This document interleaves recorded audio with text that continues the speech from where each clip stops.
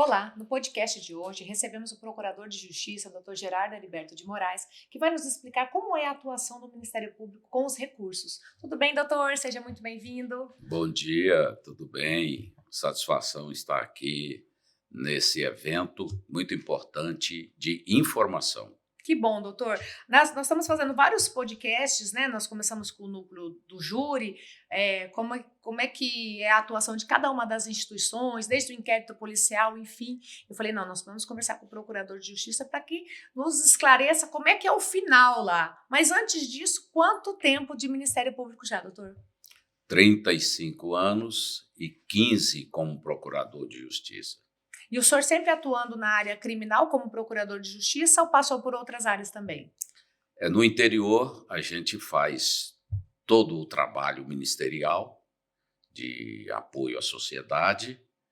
Depois, na capital, aí atuei na auditoria militar e, finalmente, uma vez promovido para procurador de justiça, estamos há 15 anos na função. E na área criminal? Sempre criminal. Sempre criminal.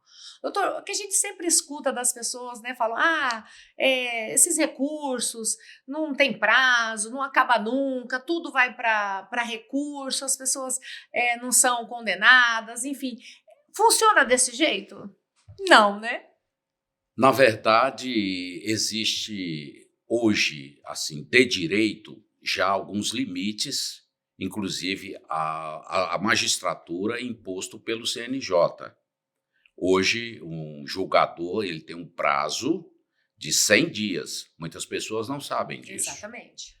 E para nós, os prazos, Ministério Público, Defensoria, Advocacia, os prazos são fixados no Código de Processo Penal e a gente tem que obedecer rigorosamente, sob pena de ser apenado com a intempestividade. A intempestividade é essa. Você fez o recurso, mas ninguém vai receber aquele recurso se estiver fora do prazo. É uma peça perdida e um prejuízo enorme para o processo. E doutor, como é que funciona, né? Então, a gente tem o processo, aí o juiz julga, né? Aqui vamos falar só da área criminal. Absolvendo, condenando, enfim. Qualquer uma das partes pode recorrer, tanto o Ministério Público quanto a defesa. Quando o Ministério Público, lá o promotor de justiça recorre, né, que é ele que vai fazer esse recurso, aí vem para o procurador de justiça para fazer essa atuação nos tribunais? Essa escalada que a gente fala.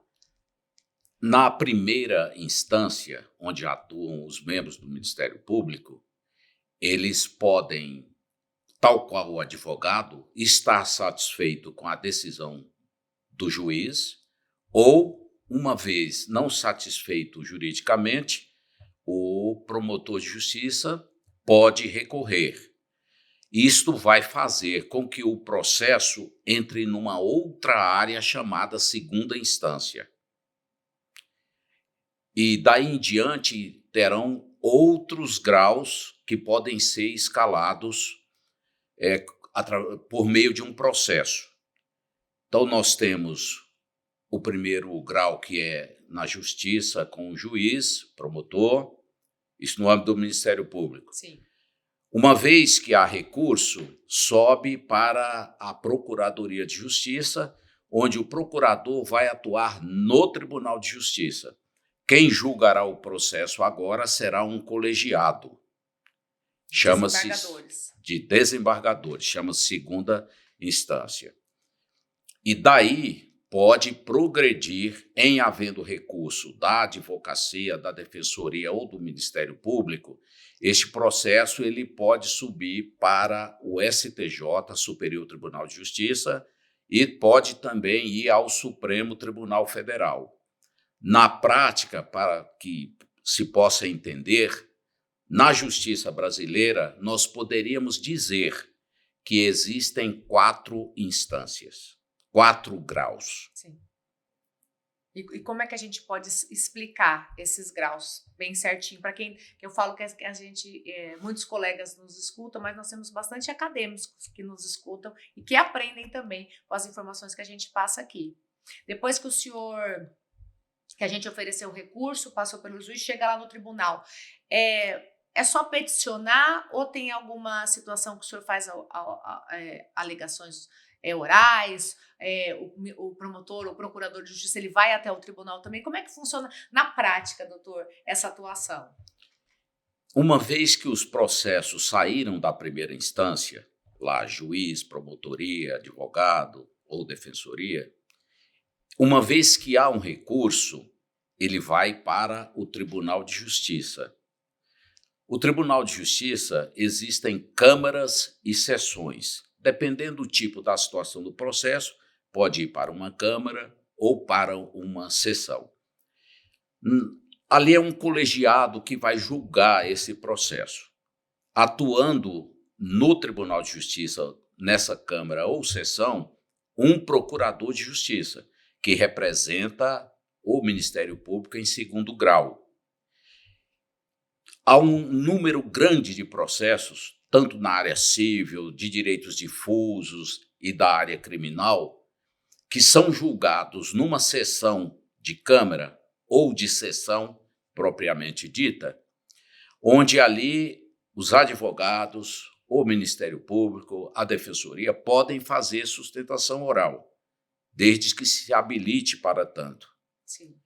E nem sempre essa sustentação ela tem o efeito esperado pela parte, advogado ou promotor. Que o efeito da sustentação é assim, eu vou trazer mais informações ou vou esclarecer melhor aquilo que eu já coloquei no papel.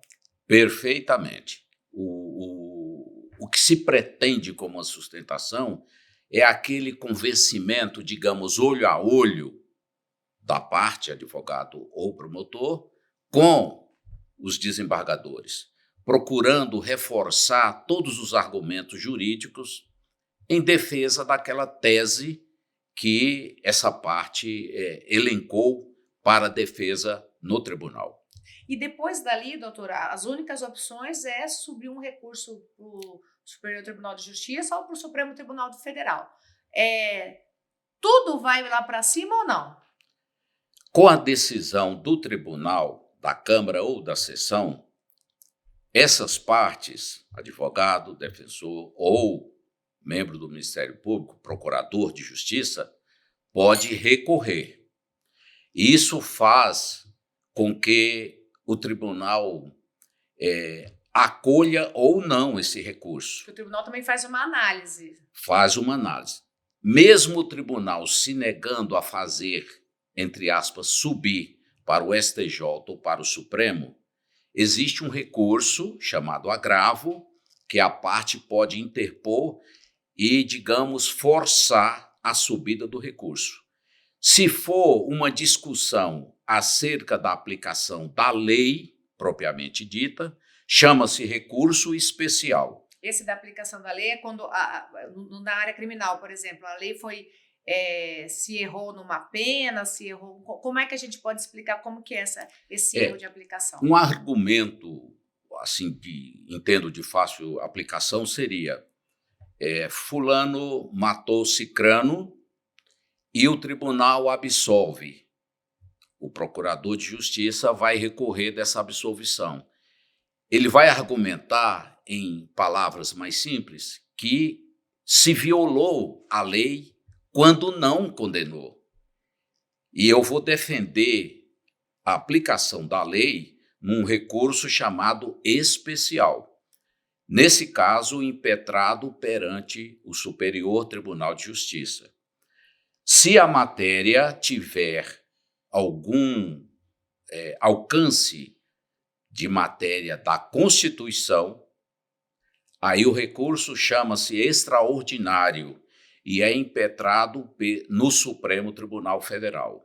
Eu posso escolher somente interpor o recurso no Superior Tribunal de Justiça ou interpor, além do STJ, do Superior Tribunal de Justiça, também no Supremo Tribunal Federal. Os dois ao mesmo tempo. Dependendo da matéria, né?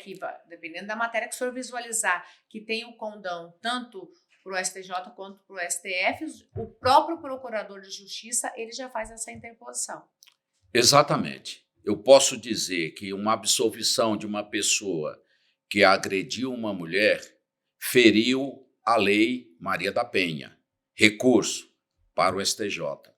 Mas eu posso argumentar perante o Supremo Tribunal Federal, no recurso extraordinário, que se feriu um direito constitucional naquela situação.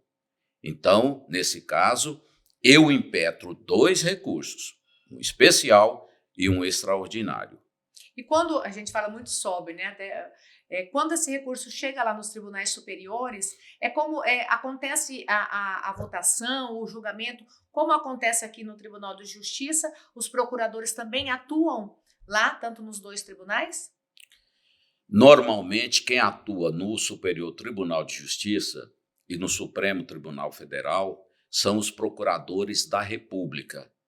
Em alguns casos muito específicos, pode até um procurador de justiça do Estado também atuar em conjunto sempre com um vice-procurador da República, que normalmente quem atua particularmente no Supremo Tribunal Federal é o próprio Procurador-Geral da República, que, na falta, ele pode designar um procurador da República para substituí-lo em certas situações. Mas os procuradores de cada estado podem fazer esse acompanhamento, inclusive ir pessoalmente até lá no dia do julgamento, acompanhando esse processo. Sim, os ministérios públicos hoje estão se organizando, estão criando, inclusive, grupos de acompanhamento processual para que o processo lá do primeiro grau, da primeira instância, ele não morra em nível de tribunal, uma forma de se dizer. Ele não acabe ali. Então, esses grupos de acompanhamento, eles procuram fazer esse reforço para que o processo tenha apreciação em todos os níveis de primeira, segunda e terceira instância, que, na verdade, existem Superior Tribunal de Justiça e Supremo Tribunal Federal. Um aprecia a questão no âmbito legal e o outro deveria, pelo menos, somente analisar no âmbito constitucional. Doutor, o senhor vê com bons olhos o Ministério Público, com esses recursos, a possibilidade até de mudanças jurisprudenciais em determinados assuntos, ou um recurso corriqueiro em determinado assunto, determinada circunstância, haver uma mudança de jurisprudência até a nosso favor, assim? Exatamente. O Ministério Público dos Estados tem sido um motor que impulsiona os tribunais dos estados, do Superior Tribunal de Justiça, do Supremo Tribunal, fazendo jurisprudência em muitos casos em que a lei não fica bem clara, e aí a gente busca uma súmula que se faça um tema, de forma que os tribunais chamados superiores, STJ e STF, possam forçar, obrigar que as instâncias inferiores, tribunais estaduais e o primeiro grau apliquem essa jurisprudência em muitos casos.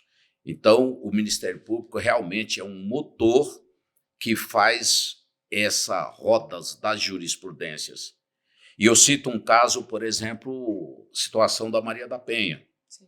Foi preciso um movimento muito grande e nosso Ministério Público Mato Grosso do Sul foi um dos protagonistas nesse campo e que se formou jurisprudência favorável à situação da mulher ofendida. Em razão quando a gente fala assim, né, não é só um recurso, é se recorrendo sempre daquela situação que se verifica que não está sendo aplicada corretamente. É isso que se consegue formar a jurisprudência, igual o senhor disse. Exatamente. São chamados precedentes, eles vão crescendo, vão se multiplicando e os tribunais, depois de enxergarem que há necessidade de formar um tema, um enunciado, ou uma súmula para que as instâncias inferiores possam esclarecer a lei e aplicar efetivamente alguma dúvida, porque muitas vezes o legislador faz o artigo, faz a lei, mas deixa ali pontos que, para os olhos da justiça, fica a dúvida.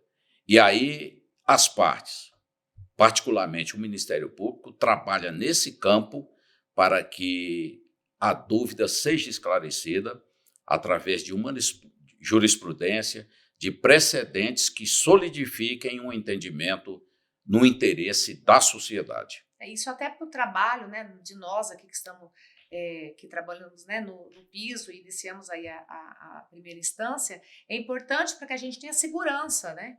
A segurança no que a gente vem fazendo, segurança nos nossos entendimentos. Então, quando a gente consegue esse respaldo realmente da jurisprudência, seja de que forma venha, isso nos gratifica, né? Principalmente quando é uma situação que foi promovida pelo próprio Ministério Público e nos dá segurança na atuação, para que a gente possa atuar com mais firmeza, então, já que tudo isso está solidificado pela jurisprudência dos tribunais superiores.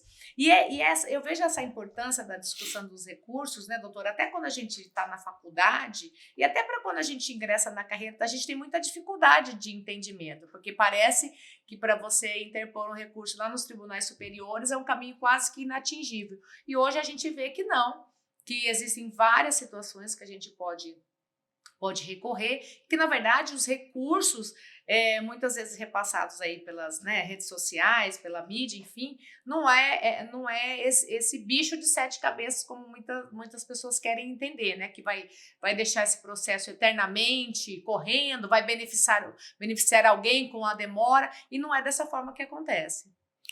Na verdade, não. Hoje, esses dois agentes da Justiça, advogados, Defensoria e Ministério Público, procuram fazer com que a lei seja bem esclarecida, que a jurisprudência se assente no sentido, nem sempre da acusação, sim, da defesa, né? E quando a gente fala acusação, sempre é bom lembrar que o Ministério Público não é um órgão acusador. É um órgão de defesa da justiça, da sociedade. É bom lembrar que muitas e muitas vezes um promotor de justiça, um procurador de justiça, pede a absolvição quando vê situações que a justiça é exatamente não condenar. Exatamente. Então é importante dizer isso. Mas somos formadores de jurisprudência que esclarecem a lei, que trazem para a sociedade definições importantes no aspecto da aplicação da lei. Isso é fundamental que a gente possa sempre esclarecer. Eu vejo o trabalho dos senhores aqui, né, na Procuradoria de Justiça, essa proximidade do promotor com o procurador de justiça, eu vejo que é um ganho para o nosso trabalho, além de ser um aprendizado, né, porque às vezes a gente está tão tumultuado as nossas funções, as nossas atribuições, mas quando a gente tem esse contato, né, nós estamos muito próximos agora nas nossas disputas regionais, então quando a gente consegue ter esse contato com o procurador de justiça, isso nos dá mais confiança no nosso trabalho, nos dá mais firmeza daquela vontade realmente de falar, não, isso aqui eu acho injusto e eu vou recorrer, do que você fala, acho que nem vale a pena, né? Então, na verdade, quando há essa proximidade, quando a gente vê tanta evolução positiva, e no caso, como o senhor disse, tanto para o Ministério Público quanto para as outras instituições, porque firmar jurisprudência de algum tema que nós temos dúvida é um ganho para a sociedade, do que cada lugar está julgando e fazendo de uma forma. Então, quando a gente tem essa uniformização, ou pelo menos a gente tenta fazer isso, na verdade é a sociedade que ganha como um todo, né? Perfeitamente. Com respeito à aproximação entre promotor de justiça e procurador de justiça, isso é fundamental, até porque é princípio constitucional a unidade. Então, o Ministério Público é um só, é um órgão estatal para servir a sociedade. No campo criminal, é fundamental que estejam bem próximos promotor de justiça e procurador de justiça. Eu costumo dizer que, na verdade, o procurador de justiça ele é um longa-manos, é aquela mão maior que faz com que o trabalho do promotor, da promotora de justiça lá na comarca, ele não pereça logo ali na frente. Há uma chance dentro da própria instituição de que esse processo prossiga e que se leve aos tribunais superiores a questão importante, sempre voltados não aos interesses da instituição, mas sim aos interesses da sociedade. Doutor, eu só tenho a agradecer a sua participação aqui, né? Esse nosso espaço aqui, né? Foi uma conquista que nós tivemos. Eu vejo que esse tipo de comunicação é o que a gente consegue levar para muito mais pessoas, para que entendam a nossa função. Eu digo, né, para o Bruno Stanziaro, olha, o Ministério Público, ele não está só aqui nessa sala, aqui só no nosso gabinete. O Ministério Público, ele é gigantesco, né? Promotores, procuradores de justiça, servidores, né? Até vou conversar com a doutora Ludmila, nossa secretária-geral. É uma cidade que existe aqui, com várias pessoas, várias profissões que fazem toda essa engrenagem funcionar. Então, acho muito importante que a gente possa trazer a função de cada um e explicar cada vez mais o nosso trabalho, que é único e exclusivamente tentar fazer o bem maior, tentar fazer com que a sociedade fique organizada e tentar fazer com que as pessoas tenham um bom viver, né? Falávamos agora, né, no mês de agosto a respeito da violência doméstica. Então, todas as ações do Ministério Público, elas são voltadas para isso, para o bem social. E eu acho que esse tipo de trabalho também chega a essa finalidade. Exatamente. Nós somos um órgão uno, um órgão indivisível, cada um com suas autonomias, com sua independência funcional, mas com os olhos voltados somente para servir a sociedade. Quando o Estado criou os poderes e criou o Ministério Público, ele enxergou que esse órgão ele faria esse meio campo entre os poderes, possibilitando que a sociedade tivesse esse alcance, que muitas vezes ele não encontra nos poderes a resposta que ele procura, a sua necessidade de ser atendida, e ele bate nas portas do Ministério Público, que é esse órgão aberto à sociedade, para que atenda no meio ambiente, na violência contra a criança ou adolescente, contra a mulher, no bem-estar da sociedade, na defesa do patrimônio público. Então, o papel do Ministério Público não é só um promotor defendendo a sociedade lá no júri. É muito maior, é extenso. Então, é uma ferramenta que a sociedade tem, praticamente, pode-se dizer, no mundo inteiro. Somente não há um Ministério Público real em ditaduras, em tirania. Mas nos países democráticos, o Ministério Público é uma força a favor da sociedade. Doutor, muito obrigada pela sua participação. Espero poder contar com o senhor aqui novamente para que a gente discuta e traga mais informações ainda. Mas eu agradeço muito pela sua disponibilidade também. Eu que agradeço, estamos sempre à disposição e parabenizo a sua iniciativa, parabenizo o Ministério Público nosso pela iniciativa, por propiciar que essas informações cheguem não só aos membros, servidores, mas a toda a população em si, que é o nosso objeto maior. Muito obrigada, doutor.